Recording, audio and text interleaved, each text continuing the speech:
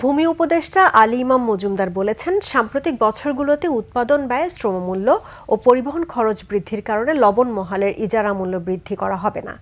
কক্সবাজার, মহেশখালী, কুতুবদিয়া, চট্টগ্রাম ও সাতক্ষীরার বিস্তীর্ণ এলাকায় হাজারো মানুষ এ খাতের সঙ্গে প্রত্যক্ষ ও পরোক্ষভাবে জড়িত বলেই এই সিদ্ধান্ত। ভূমি মন্ত্রণালয়ে জাতীয় লবণ মহাল ব্যবস্থাপনা কমিটির প্রথম সভায় উপদেষ্টা আরও বলেন, লিজ প্রক্রিয়ায় জটিলতা, মধ্যস্বত্বভোগীদের দৌরাত্ম্য এবং মাঠ পর্যায়ে নজরদারির ঘাটতি থাকলে চাষিরা প্রত্যাশিত সুবিধা পান না।